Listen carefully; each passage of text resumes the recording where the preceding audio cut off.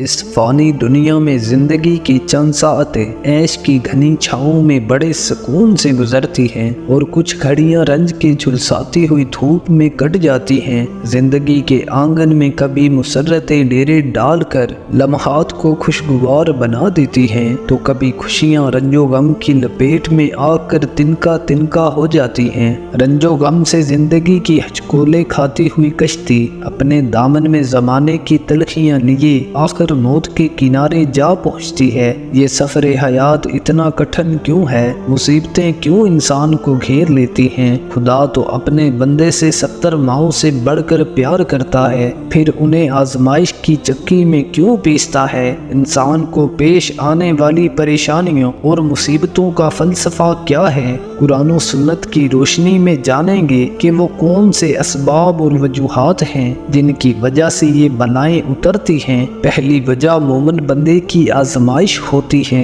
اللہ کی ذات تو غیب سے مدد کرنے والی ہے، لیکن اہل دنیا پر واضح کرنے کے لیے کہ میرا بندہ مصیبت آنے پر صبر کرتا ہے یا بے صبری کا مظاہرہ کرتا ہے، اللہ پاک مختلف طریقوں سے آزماتا رہتا ہے۔ ارشاد باری تعالیٰ ہے، اور ہم تمہیں کچھ بھوک اور خوف سے دوچار کر کے مال و جان اور پھلوں میں نقصان کر کے ضرور آزمائیں گے۔ اس کے علاوہ دوسری وجہ انسان کے گناہوں کا کفارہ ہے۔ اللہ پاک مصیبت میں مبتلا کر کے گناہوں کا بدلہ دنیا میں ہی دے دیتا ہے اور آخرت کی سزا سے بچا لیتا ہے۔ حضرت ابو سعید رضی اللہ تعالی عنہ سے روایت ہے کہ رسول پاک صلی اللہ علیہ وآلہ وسلم نے ارشاد فرمایا کہ مومن کو جو بھی دکھ اور جو بھی بیماری، پریشانی اور جو بھی اذیت پہنچتی ہے، یہاں تک کہ اس کو کانٹا بھی چبھتا ہے، تو اللہ تعالیٰ اس کی وجہ سے اس کے گناہوں کی صفائی کر دیتا ہے۔ یہ دنیا ایک امتحان گاہ ہے۔ اس کائنات میں اب تک کوئی انسان ایسا نہیں گزرا جو کسی نہ کسی غم، تکلیف یا آزمائش میں نہ گھرا ہو۔ کائنات کے افضل ترین انسان یعنی انبیاء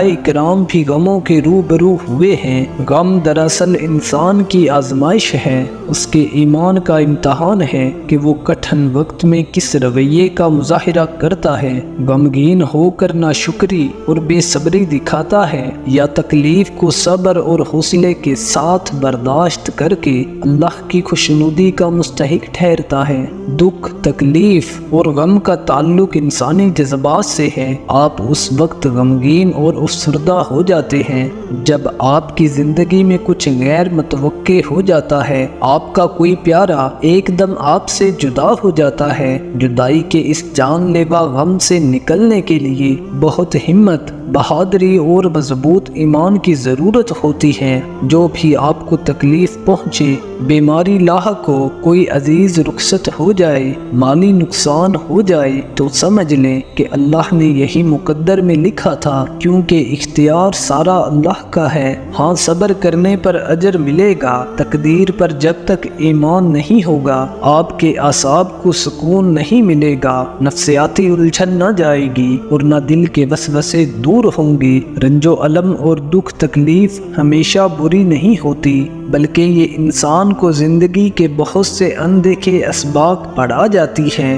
غم اور تکلیف وہ روشنی ہے جو آپ کے تاریک دل کو منور کر دیتی ہے، اس مالک کے قریب کر دیتی ہے۔ لہٰذا اپنے غم سے گھبرائیں نہیں، یہ تکلیف اور غم آپ کے لیے قوت بن جائے گا۔